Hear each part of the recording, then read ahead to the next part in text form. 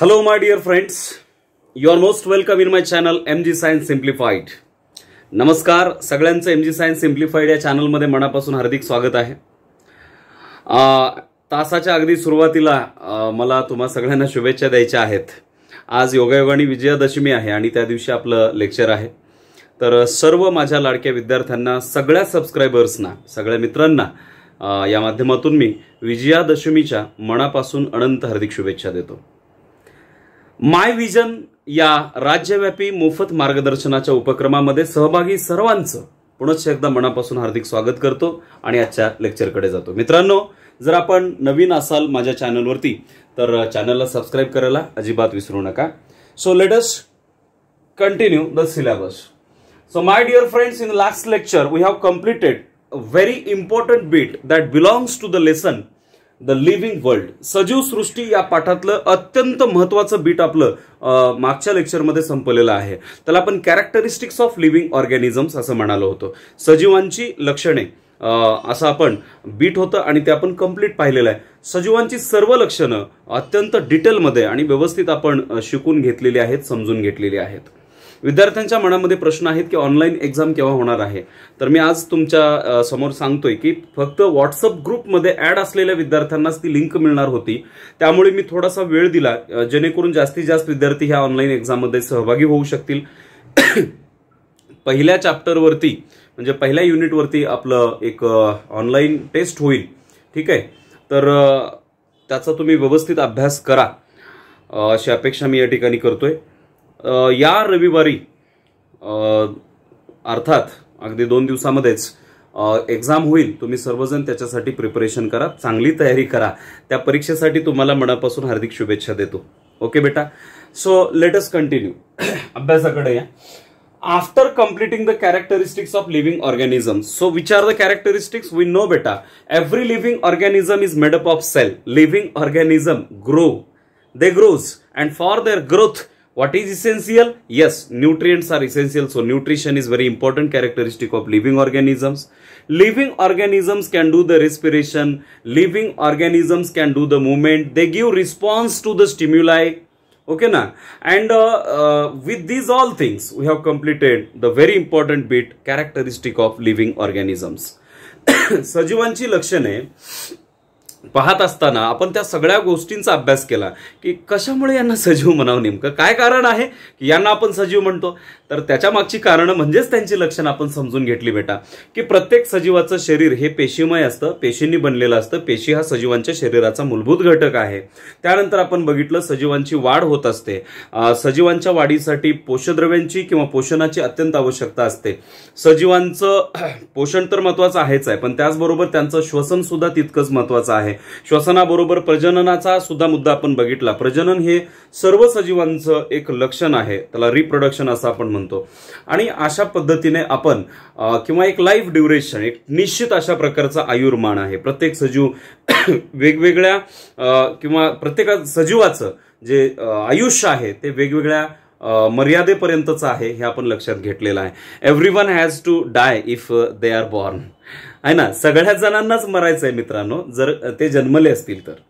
आणि living things जन्म घेतात आणि जन्म घेतात म्हणजेच अर्थात कधी ना कधी एका ठराविक कालावधीनंतर त्यांना मरायचं असतंच किंवा डेथ हे सुद्धा त्यांचे कॅरेक्टरिस्टिक्स आहेच.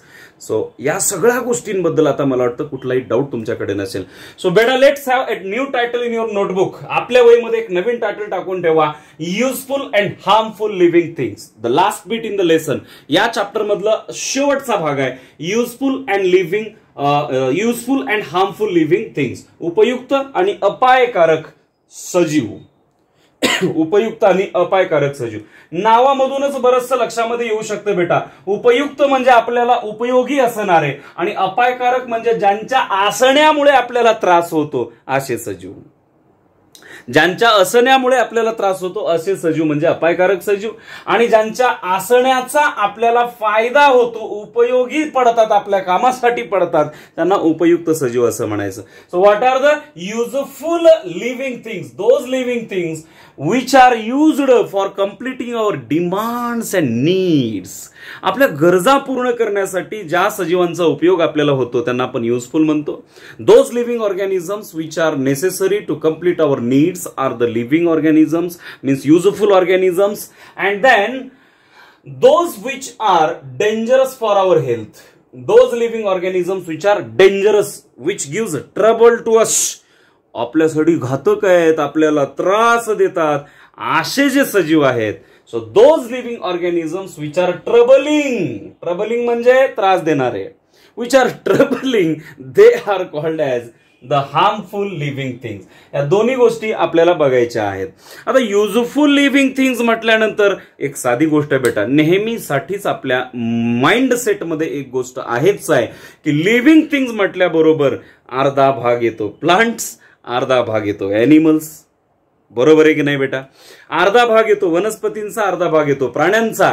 मग युजफुल लिव्हिंग ऑर्गॅनिझम्स म्हणत असताना असा बघूयात का आपण अभ्यास करताना आपल्या सोयीच्या दृष्टिकोनातून आपण असं करूयात ना की बाबा पहिल्यांदा युजफुल प्लांट्स बघूयात, त्यानंतर युजफुल ॲनिमल बघूयात, त्यानंतर हार्मफुल कडे जाऊत आपण. ठीक आहे ना? मग हार्मफुल मध्ये काय करूयात, पहिल्यांदा हार्मफुल प्लांट्स बघूया आणि पुन्हा हार्मफुल ॲनिमल्स बघूया. खतम है की नाही बेटा? Okay, so come back, have the small heading useful plants first. यातलं पहिलं हेडिंग टाकूयात आपण useful plants.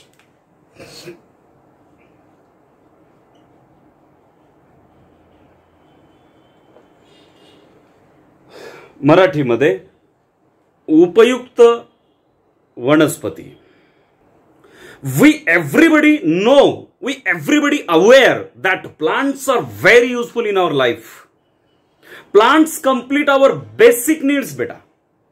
The need of clothing, need of shelter, need of food, these all needs are completed by plants. So we have to become thankful of the plants always.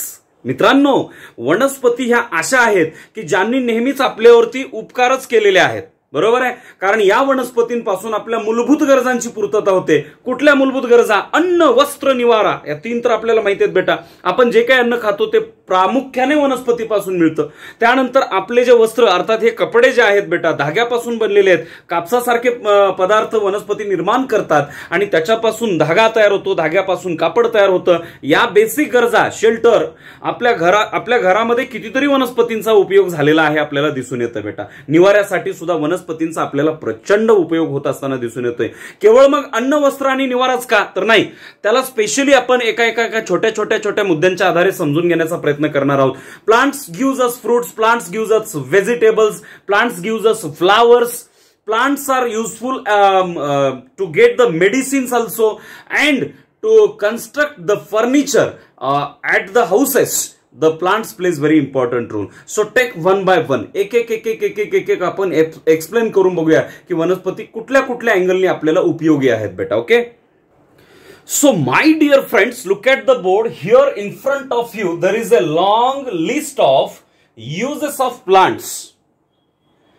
So the plants which are useful for fruits, the plants which gives us vegetables, they gives us flowers, plants gives us different medicines. They are useful for living organisms. ज्या वनस्पती आपल्याला फळं देतात, भाज्या देतात, फुलं देतात, औषधं देतात, त्याचबरोबर फर्निचरसाठी लागणारं लाकूड आपल्याला त्यांच्यापासून मिळतं.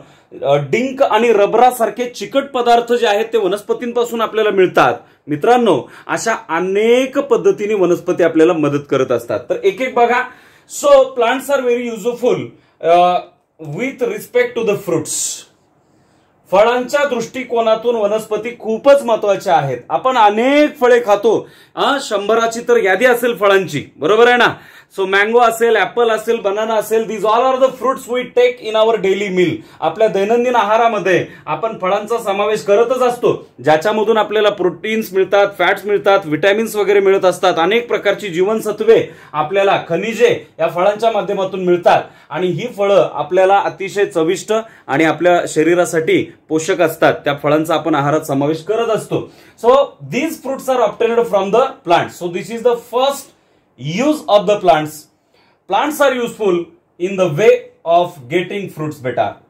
फळे मिळवण्याच्या दृष्टिकोनातून वनस्पती आपल्याला मदतच करत असतात, म्हणून त्या उपयोगी आहेत. शिवाय वनस्पतींपासून आपण पालेभाज्या घेत असतो किंवा फळभाज्या घेत असतो. मग फेनुग्रीक आहे, पोटॅटो आहे, ओकरा आहे, म्हणजे काय आहे, याला आपण मराठीमध्ये मेथी असे म्हणतो, फेनुग्रीक नाही का, आणि ओकरा म्हणजे भेंडी म्हणतो याला मराठीमध्ये आपण. पोटॅटोला आपण बटाटा म्हणतो. ठीक आहे, तर बटाटे असतील, भेंडी असतील, टोमॅटो असेल, वांगी असतील, अजून काही असेल, तर ह्या वेगवेगळ्या प्रकारच्या पालेभाज्या आणि फळभाज्या आपल्या आहारामध्ये यांचा समावेश होत असतो. So in order to complete the need of food, अन्नाची गरज भागवण्यासाठी वनस्पती आपल्याला मदत करत असतात. फळे आणि पालेभाज्या सुद्धा आपल्याला मिळत असतात. एवढंच काय, आणखीन एखादा मुद्दा इथं ऍड करता येईल आपल्याला. ग्रेन्स म्हणजे धान्य सुद्धा आपल्याला वनस्पतीपासूनच मिळतं, ज्याच्यामध्ये ज्वार आहे, राईस आहे, ठीक आहे ना, किंवा व्हीट आहे, एटसेट्रा. तर हे सगळे पदार्थ आपल्याला वनस्पतीपासूनच मिळतात. वन मोर थिंग बेटा, flowers we obtain from the plants. वनस्पतीपासूनच तर आपल्याला फुलं मिळत आहेत, नाही का. आज दसरा आहे, येणारा सण दिवाळीचा आहे. या प्रत्येक सणाला फुलांचे हार आपण घरी वापरत असतो. डेकोरेशनसाठी फुलांचा खूप सुंदर पद्धतीने आपण उपयोग करून घेत असतो. डेकोरेशन याला मराठीमध्ये आपण सजावट असं म्हणतो. तर सजावटीसाठी नाही का, दरवाजापासून ते देवघरापर्यंत, कुठपर्यंत, दरवाजापासून ते देवघरापर्यंत या फुलांचा उपयोग होत असताना दिसतो बेटा आपल्याला. झेंडूची फुले असतील, जास्वंदीची असतील, शेवंतीची असतील, कुठलीही असतील. ओके ना बेटा. So my dear friends, so plants are very useful in order to obtain the flowers also. फुलं आपल्याला मिळावी त्याच्यासाठी वनस्पती खूप गरजेच्या आहेत किंवा उपयोगी आहेत. देन मेडिसिनल प्लांट्स, केवळ अन्न, वस्त्र, निवारा एवढंच नाही, तर वनस्पतींपासून आपल्याला औषधं सुद्धा मिळतात. There are some medicinal plants बेटा. काही औषधी वनस्पती आहेत. Here is the list. तुलसी म्हणजे तुळस, त्यानंतर वसाका, then hirda, behda and asparagus. These are the medicinal plants. आता याची काही मराठी नावं आपल्याला माहिती असू द्या. तुळशीला तर आपण तुळस म्हणतो. त्याच्यानंतर हे वसाका जे आहे याला आपण मराठीमध्ये अडुळसा असं म्हणतो. अडुळसा असं याचं दुसरं नाव आहे, हे पण माहित राहू द्या. हिरडा, बेहडा याला हीच नाव आहेत. आणि ॲस्परजस जे आहे याला मराठीमध्ये आपण शतावरी असं म्हणतो बेटा. काय म्हणतो? शतावरी असं म्हणतो. तर या प्रत्येक अँगलनी जर विचार केला तर ह्या प्रत्येक वनस्पती एका विशिष्ट प्रकारचं औषध आपल्याला पुरवतात, आणि ज्या औषधाच्या सहाय्याने नैसर्गिकरित्या आपण दुरुस्त होऊ शकतो. आपल्याला रासायनिक दवा किंवा औषधं घेण्याची गरज पडत नाही मेडिकलच्या दुकानावर जाऊन, आहे की नाही. तर ह्या वनस्पती आपल्याला वेगवेगळ्या आजारावरती मदत करत असतात. तुळशीचं तर महत्व खूप आहे बेटा. तुळशी is very important because it gives 24 hours oxygen. 24 तास ऑक्सिजन देणारी वनस्पती म्हणून आपण तुळस लक्षामध्ये घेत असतो. आपण आपल्या अंगणामध्ये तुळस लावतो बेटा. 24 तास ऑक्सिजन आपल्याला प्रोव्हाइड करणारी किंवा देणारी वनस्पती म्हणजे तुळस आहे. अशा अनेक पद्धतीने तुळस आहे, अडुळसा, हिरडा, बेहडा, शतावरी या वनस्पतींचा औषधी वनस्पती म्हणून आपल्याला खूप उपयोग होतो. आणखीन एक वनस्पतींचा महत्वाचा उपयोग आहे तो म्हणजे लाकूड फाटा किंवा वूड म्हणतो त्याला आपण. फर्निचर बनवायचं असेल तर त्याच्यासाठी लाकूड लागतं, ठीक आहे ना. मग अगदी दरवाजापासून खिडक्यापर्यंत ते टेबलापासून खुर्चीपर्यंत या सगळ्या वस्तू आपण लाकडापासून बनवू शकतो. And we obtain the wood from plants. So to make or build up the furniture, we require the wood, and wood is obtained from the plants. One more important use of the plants is gum and rubber. So plants are very useful in order to obtain the gum and rubber. Gum and rubber both are the sticky substances.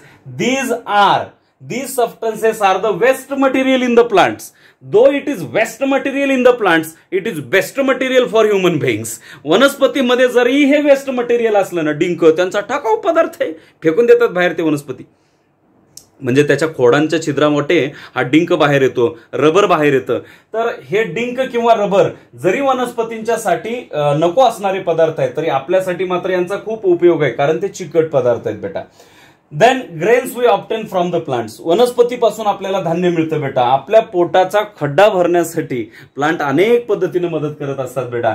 Jowar, rice, wheat, these are the grains that we use in our daily meal. आपल्या दैनंदिन जीवनामध्ये ज्वारीची भाकरी, याच्यापासून तांदळापासून भात आणि गव्हाची चपाती असे पदार्थ बनवून आपण आपलं पोट भरत असतो आणि आपल्या अन्नाची गरज पूर्ण करून घेत असतो. So plants are useful in our life in many ways. अनेक पद्धतीने वनस्पती आपल्या जीवनामध्ये आणि जेवणामध्ये महत्वाच्या आहेत, हे नक्कीच आपल्या लक्षामध्ये आलं असेलच बेटा. आपण वनस्पतीचा कुठलाच पार्ट सोडत नाही बेटा. बघा मी काय सांगालोय, आपण वनस्पतीचा कुठलाच पार्ट सोडत नाही. सगळं we grab everything from the plants. We grab everything from the plants. वनस्पतीपासून आपण सगळं काही ओरबडून घेतो बेटा. रूट पण खातो, स्टेम पण खातो, वनस्पतीचे रूट्स पण खातो आपण, स्टेम पण खातो, त्याच्यानंतर लिव्स तर खातो. Then we use the fruits, sometimes flowers also, flowers, then fruits as well as seeds. संपले की बे वनस्पतीचे पार्टच संपले. रूट आहे, स्टेम आहे, लिव्स आहे, फ्लावर्स आहे, फ्रूट आहे, सीड्स आहे, हे सगळेच आपण यूज करतो बेटा. सगळेच वनस्पतीचे पार्ट आपण यूज करतो. आपल्याला जसं कान, नाक, हात, डोळे, पाय असे अवयव आहेत ना, तसं वनस्पतीचे अवयवच आहेत ना. This all organs of the plants are used as food in our life. आपल्या जीवनामध्ये आणि अर्थात जेवणामध्ये या वनस्पतीच्या प्रत्येक भागाचा उपयोग आपण करून घेतलाय. कंदमुळं आपण खातो किंवा गाजर आहे, रॅडिश आहे, ह्यासारख्या वनस्पतींचं सेवन आपण करतो, खात असतो. ते काय आहेत? ते रूट्स आहेत बेटा. कांदा हे खोड आहे, खोड कांदा. तू म्हणाला, अरे गुरुजी कांदा खोड कसं काय? ते तर खाली जमिनीच्या येते ना. जमिनीच्या खाली येतं, पण कांद्याच्या बुडाला बघ जरा, थोड्याशा मिशा फुटलेल्या असतात कांद्याला. नाही, ते मुळं असतात त्याचे, ते फायब्रस रूट्स आहेत, तंतुमय मुळं असतात कांद्याच्या बुडाला. आणि जो असं फुगलं ना, असं फुगलेलं ते भाग, त्याला डिस्क शेप्ड स्टेम म्हणतात. डिस्क म्हणजे चकती आकाराचं, नाही का, असं गोल आकाराचं त्याचं स्टेम आहे, म्हणजे ते खोड आहे. आपण ते खातो, ठीक आहे ना. लिव्ज, पालेभाज्या खातो की आपण, मेथी खातो, पालक खातो, नाही का. Fenugreek, spinach, these are the vegetables we use and we use their leaves. आपण त्यांची पानं यूज करत असतो. गुलकंदासारखे पदार्थ आपण खातो, तो फुलापासून बनवलेला असतो बेटा, ठीक आहे ना. तर फ्लावर्स पण खाल्ले आपण.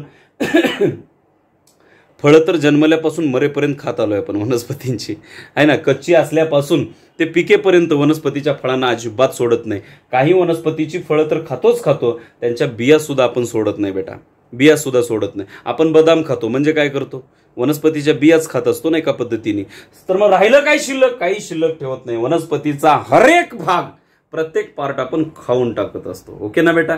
So plants are very useful in these all ways. After have the heading useful animals. आता काय बघितलं? Useful plants. आता काय बघायचंय? Useful animals. प्राणी कशा अँगलनी युजफुल आहेत ते बघायचे आहेत. सो हॅव द हेडिंग बेटा. Along with plants, animals are also useful in our life. So what are the uses of animals in our life? Let us see with different points. Animals are useful for labor work. They are useful for getting milk. They are useful for flesh and meat. And they are also useful for obtaining eggs. Along with this, one more important thing is that production of manure. Production of manure. मित्रांनो, वनस्पती जशा उपयोगी आहेत तसेच प्राणी सुद्धा उपयोगी आहेत. आणि प्राणी कुठल्या कुठल्या पद्धतीने उपयोगी आहेत ते आपल्या समोर लिहितोय. लेबर वर्क याला आपण असं मराठीमध्ये म्हणतो मशागतीची कामे करण्यासाठी. मशागतीची कामे करण्यासाठी आपण प्राण्यांचा उपयोग अगदी जुन्या काळापासून करत आलेलो आहोत. मशागतीच्या कामाबरोबरच दूध उत्पादनासाठी प्राण्यांची मदत घेतो आपण. फ्लेश म्हणजे मांस मिळवण्यासाठी सुद्धा आपण प्राण्यांचा उपयोग करून घेतो. त्याचबरोबर अंडी आपल्याला मिळतात ती प्राण्यांच्या पासूनच मिळतात. आणि शेवट आहे मॅन्युअर, म्हणजे ज्याला आपण उत्कृष्ट सेंद्रिय खत असं म्हणतो. तर त्या खताच्या निर्मितीमध्ये सुद्धा आपल्याला प्राण्यांचा उपयोग होत असताना दिसून येतोय. आता ते कुठले प्राणी आहेत ते आपल्याला बघायचं आहेच आहे. So labour work in the farming, it is not possible only to the human beings to complete all the difficult works. For that purpose, we take the help of animals. शेती करत असताना सगळीच्या सगळी कामं माणसाच्या ताकदीच्या जोरावरती होऊ शकत नाहीत. तिथं जास्त ताकदीची जनावरं किंवा प्राण्यांची आवश्यकता असते आणि म्हणून शेती करण्यासाठी आपण अनेक प्राण्यांचा उपयोग अगदी जुन्या काळापासून अगदी पूर्वीपासून करत आलेलो आहोत. याच्यामध्ये ऑक्स म्हणजे बैलाचा आपण प्रामुख्याने उल्लेख या ठिकाणी करतो. So oxen are used from ancient period of time for farming purpose. अगदी जुन्या आरंभीच्या काळापासून बैलांचा वापर शेतीच्या मशागतीची कामं करण्यासाठी आपण करत आलेलो आहोत. तर ऑक्स म्हणजे बैल, ऑक्सन हे ऑक्स प्लुरल आहे म्हणजे अनेक वचन, अनेक बैल, त्याला ऑक्सन म्हणायचं, ऑक्सन ऑक्सिजन नाही. ठीक आहे. So oxen are useful for farming purpose, for doing the labour work. मशागतीची कामं करण्यासाठी त्यांचा उपयोग होतो. Horses and camel. Dear friends, ox is useful, horse is also useful and camel is also useful for doing the labour work in the farming. शेतीतली मशागतीची कामं करण्यासाठी आपल्याला बैलाची आवश्यकता आहे. काही ठिकाणी घोड्यांचाही वापर होतो आणि काही ठिकाणी उंटांचा सुद्धा वापर केला जातो. खऱ्या अर्थाने ह्या दोन प्राण्यांचे सुद्धा आपण वेगळ्या अर्थाने आभार मानणं गरजेचं आहे. मशागतीची कामं शेतीत तर असतातच, पण आतापर्यंत प्रत्येक युद्धामध्ये आपल्याला घोड्यांनी विजय मिळवून दिलेला आहे की नाही. छत्रपती शिवरायांचा काळ आपल्याला आठवत असेल, छत्रपती शिवाजी महाराजांचा काळ आपल्याला आठवत असेल तर नक्कीच मित्रांनो ह्या घोड्यांनीच आपल्याला विजय मिळवून दिलाय प्रत्येक युद्धामध्ये. त्याचबरोबर युद्धामध्ये या उंटांचा सुद्धा वापर केला गेलेला आहे. अनेक वेगवेगळ्या अर्थाने हे सगळे प्राणी आपल्याला अवघड कामं करण्यासाठी, डोंगर दऱ्यामधनं घोडाच पळू शकतो, वाळूमधनं उंट चालू शकतो, तिथे बैल कामाला येत नाही. शेतातली जास्त कामं अत्यंत परफेक्ट पद्धतीने बैलच करू शकतो, तिथं इतर सजीव तिथं किंवा प्राणी इतर तिथे मदत करू शकत नाहीत. अशा वेगवेगळ्या स्वरूपामध्ये प्रत्येक प्राण्याचा मशागतीची कामं करण्यासाठी आपल्याला मदत होत असताना नक्कीच दिसून येत असणार. त्यानंतर आहे दूध आणि दुधाची उत्पादनं. बेटा, दुधापासून आता आज घडीला हजारो पदार्थ बनवले जातात, शेकडो पदार्थ बनवले जातात. दूध डेअरी जर तुम्ही बघितली असेल किंवा एखादं स्वीट मार्ट मध्ये जर तुम्ही कधी गेला असेल बेटा, तर तिथे डेअरी प्रोडक्ट तुम्हाला बघायला मिळतील. दुधाचे अनेक उत्पादन आहेत. तर हे दूध ज्याच्यापासून आपल्याला दही मिळतं, ताक मिळतं, तूप मिळतं, लोणी मिळतं, बटर मिळतं, त्याचबरोबर वेगवेगळ्या प्रकारचं पनीर मिळतं. हे सगळं कशापासून? दुधापासून. आणि हे दूध आपल्याला मिळतं कोणापासून बेटा? तर याच्यासाठी ज्या प्राण्यांचा आपण उपयोग करतो तर त्याच्यामध्ये आहे गाय. प्रामुख्याने गाईचा वापर आपण करतो. गाई बरोबर म्हशीचा वापर करतो बेटा आपण. म्हैस माहित आहे ना? तर बफेलो, त्याचा सुद्धा आपण उपयोग या ठिकाणी करत असतो. गाईचा उपयोग करतो, म्हशीचा उपयोग करतो. So cows and buffaloes are used for obtaining milk. Along with cows and buffaloes we use other animals also. आपण गोट म्हणजे शेळीचाही वापर काही ठिकाणी केला जातो for producing milk, for getting the milk along with sheep. तर शेळ्या, मेंढ्या, गाय आणि म्हैस या सगळ्या प्राण्यांचा उपयोग आपण दूध मिळवण्यासाठी करत असतो. दुधापासून अनेक पदार्थ आपण निर्माण करत असतो. Then after this, for getting flesh animals are very important. प्राण्यांचा उपयोग आपण मांस मिळवण्यासाठी सुद्धा करतो. याच्यामध्ये प्रामुख्याने फिश आहे, त्याचबरोबर गोट आहे, परत शीप आहे म्हणजे मासा, शेळी, मेंढी असे भरपूर प्राणी आहेत. कोंबड्यांचा सुद्धा आपण उपयोग करत असतो, कॉक और हेन, आहे की नाही? तर कोंबडी किंवा कोंबडा याच्यापासून सुद्धा आपण मांस मिळवत असतो आणि त्यासाठी ह्या प्राण्यांचा आपल्याला उपयोग होत असतो. अंडी आपल्याला प्रामुख्याने कोंबड्यापासून मिळतात. We obtain the eggs from hens and other few birds also. And other birds also म्हणजे कोंबड्या आणि इतर काही पक्ष्यांपासून. ठीक आहे ना? शहामृगाची सुद्धा अंडी वापरली जातात. तर अशा पद्धतीने कोंबडी आणि इतर पक्ष्यांपासून आपल्याला अंडी मिळतात.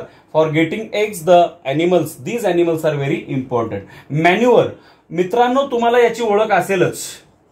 कशाची? अर्थवर्म याला म्हणतो मी. काय? अर्थवर्म. याला आपण मराठीमध्ये गांडूळ असे म्हणतो. ठीक आहे बेटा? तर गांडूळ हा अशा प्रकारचा सजीव आहे, अशा प्रकारचा प्राणी आहे जो उपलब्ध सेंद्रिय कचरा जो आहे त्याचं अपघटन करून त्याच्यापासून अत्यंत चांगल्या प्रतीचा खत निर्माण करत असतो, मॅन्युअर तयार करत असतो. So earthworm is also called as the friend of farmer because it is very useful for production of the organic manure, the manure which is natural one. So this manure can be produced with the help of earthworm and earthworm is the animal.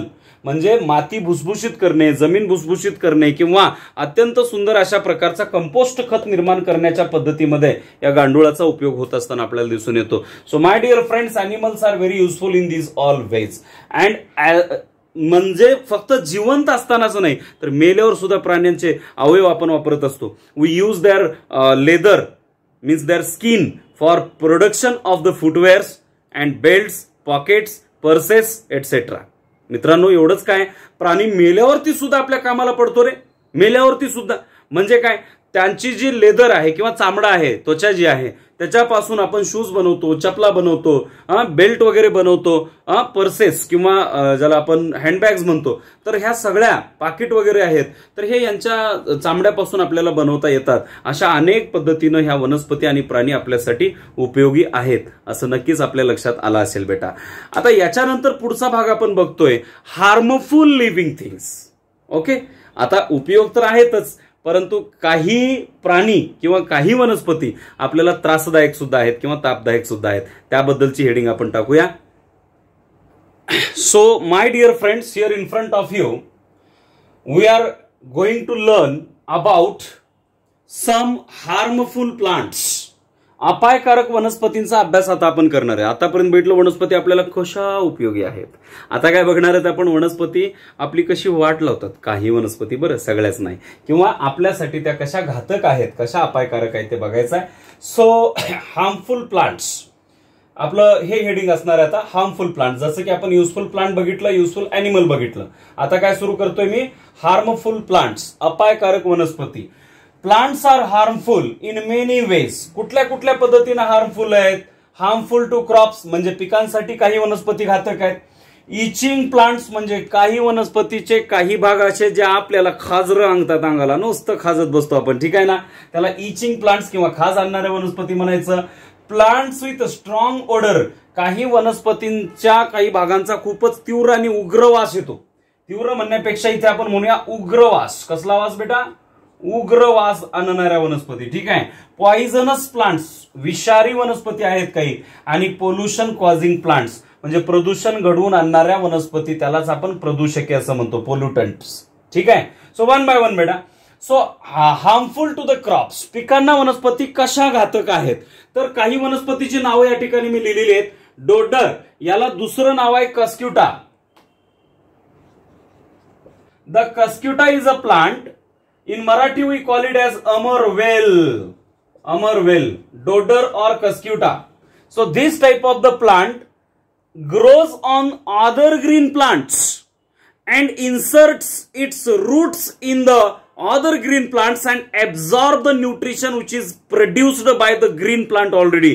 हिचा problem काय माहितीये मित्रांनो, किंवा ही वनस्पती घातक का बरं आहे त्याचं कारण सांगतो. हिरव्या पिकावरती किंवा हिरव्या वनस्पती ज्या आहेत ना, समजा आपल्याकडे ही एक हिरवी वनस्पती आहे. ह्या हिरव्या वनस्पतीच्या भागावरती पिवळ्या रंगाची, आता माझ्याकडे पिवळा तर काही पेन नाही आहे पण मी रेड दाखवून इथं रेड यूज करतो. तर येलो कलरचं वायर बघितलंय का तुम्ही, पिवळ्या रंगाचं वायर, पिवळ्या रंगाचं वायर. तर तशाच प्रकारचं पिवळ्या रंगाच्या वायर सारखी रचना असणारी ही अमरवेल आहे. तर ही अमरवेल ह्या वनस्पतीवरती वाढते, अशी सगळीकडे वाढते, सगळीकडे वाढते.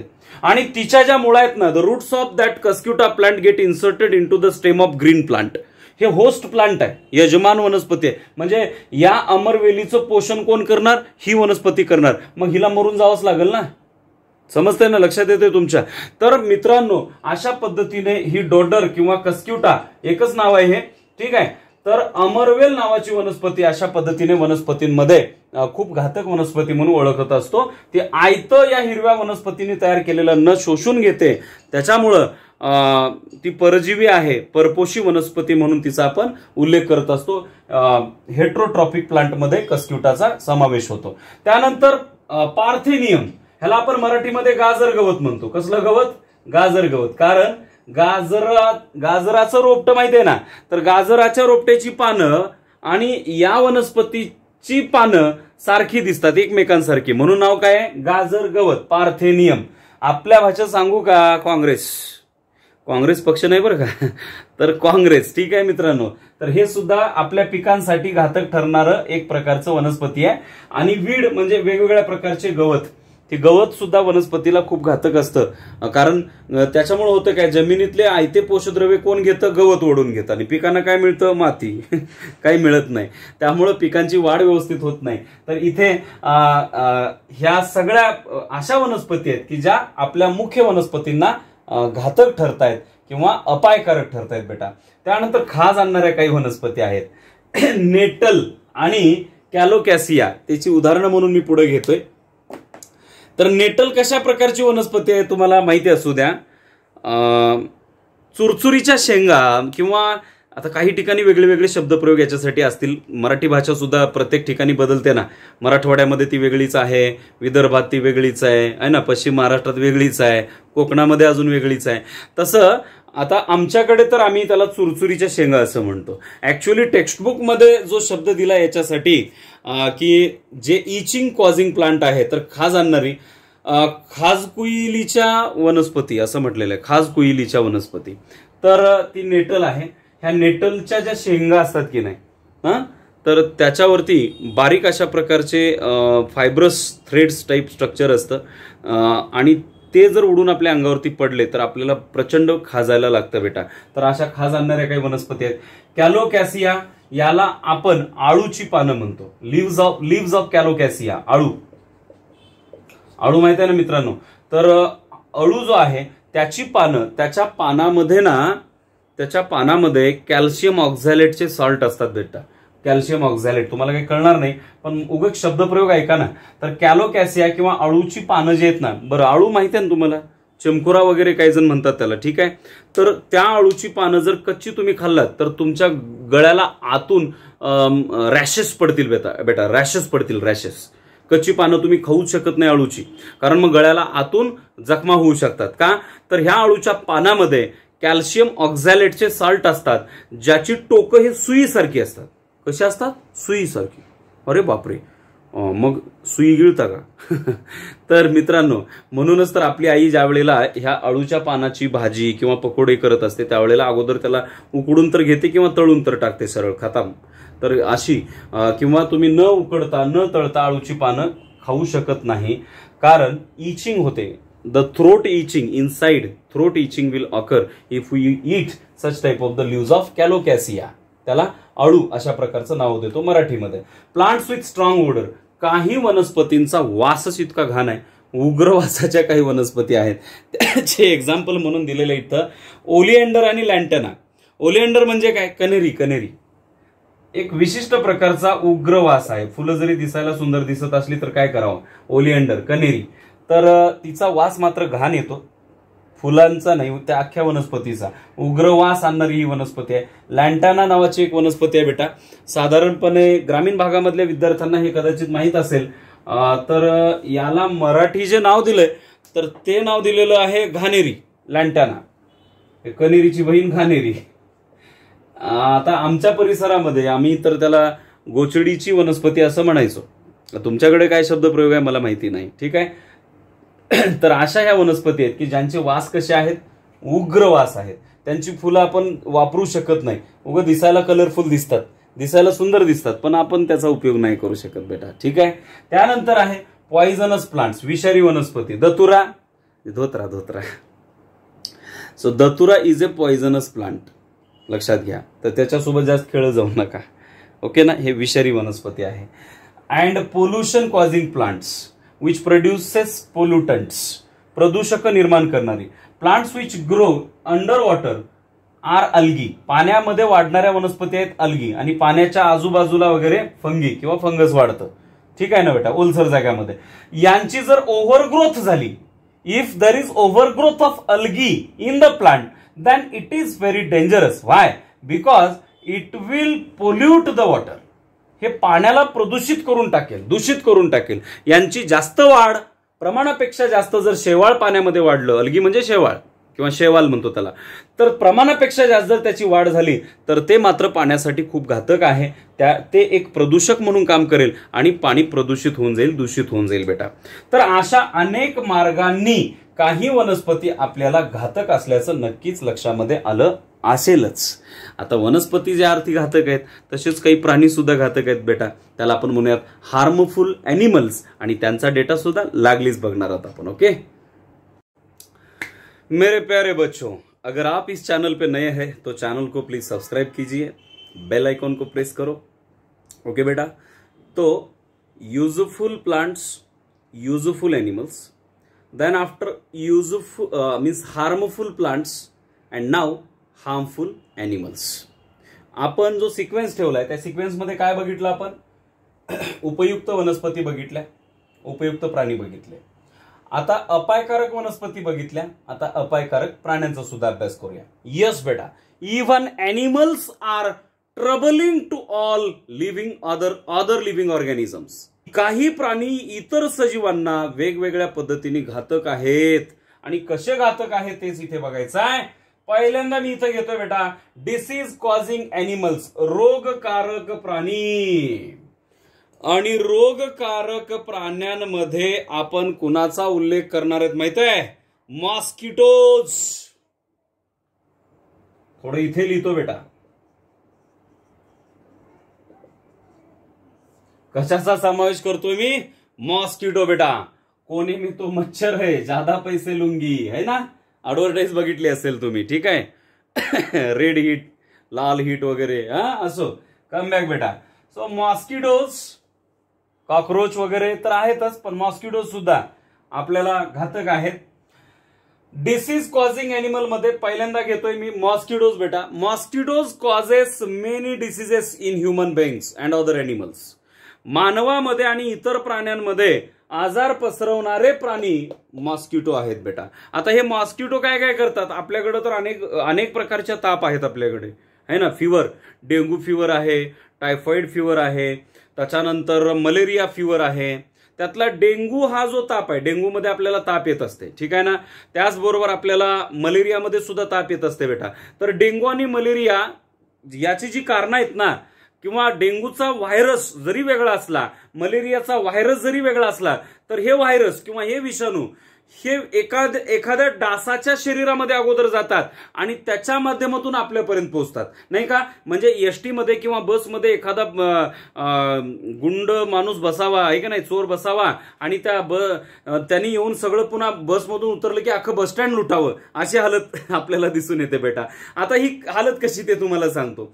मुळात नीट आहे का? आता आपल्याला रोग हा मॉस्किटोमुळे होत नाही. म्हणजे एसटीमुळं बस स्टँडला लुटलं गेलं का? नाही. त्या डाकूमुळे लुटलं गेलं, चोरामुळे लुटलं गेलं. मग चोर आला ना एसटी मध्ये, बरोबर आहे. मग इथं एसटी म्हणजे कोण आहे? मॉस्किटो. हा आहे कॅरियर. हा कोण आहे? कॅरियर, वाहक आहे बेटा, ठीक आहे ना.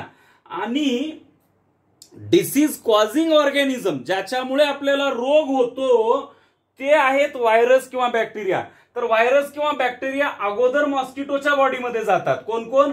व्हायरसेस किंवा bacterias. First of all enters in the body of mosquitoes. And mosquito like ST or bus, they come to the bus stand of our body, आहे ना. तर हे मॉस्किटोच्या शरीरामध्ये असलेले व्हायरस किंवा बॅक्टेरिया आपल्या शरीरापर्यंत पोहोचतात मित्रांनो, आणि आपल्याला वेगवेगळे आजार गिफ्ट देऊन जातात. तर माहित असू द्या, आपल्याला डेंग्यू नावाचा डिसीज होत असतो. तर हा जो डेंग्यू आहे ना बेटा, हा याच्यामध्ये ताप वगैरे येणे अशी लक्षणं आहेत. मग डेंग्यू होतो कोणामुळे? डेंग्यूचा व्हायरस, डेंग्यू व्हायरस वेगळा आहे, परंतु मॉस्किटो त्याला जबाबदार आहे आपल्यापर्यंत डेंग्यू व्हायरस घेऊन येण्यासाठी, आणि तो आहे एडिस इजिप्ती.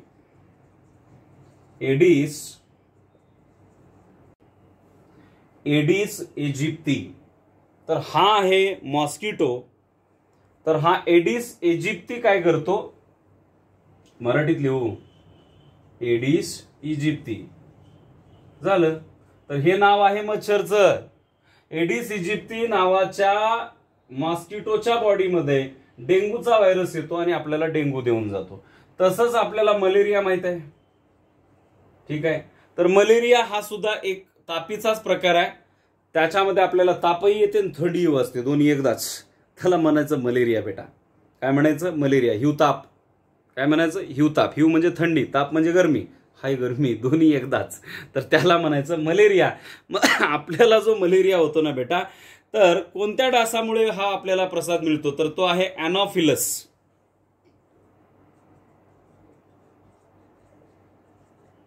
अॅनॉफिलस डासामुळे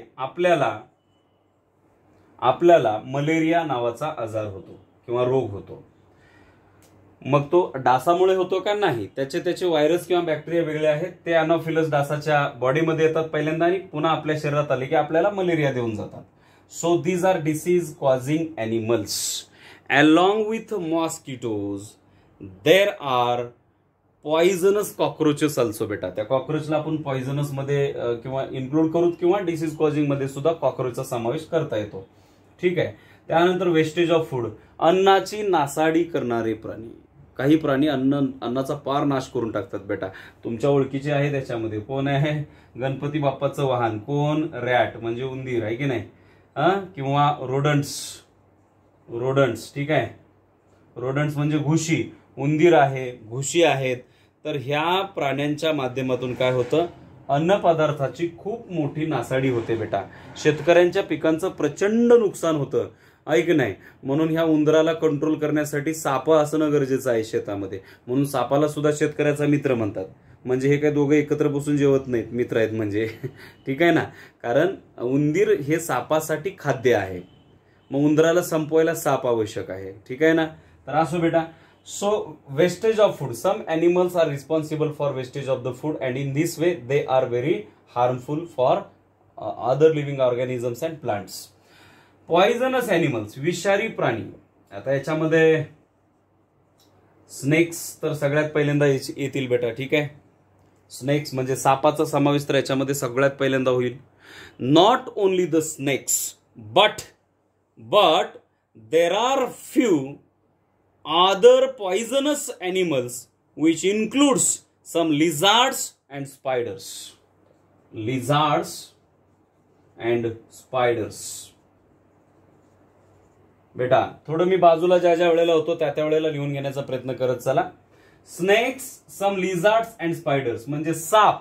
लिझार्ड म्हणजे काही सरडे किंवा पाली, त्या सुद्धा विषारी आहेत.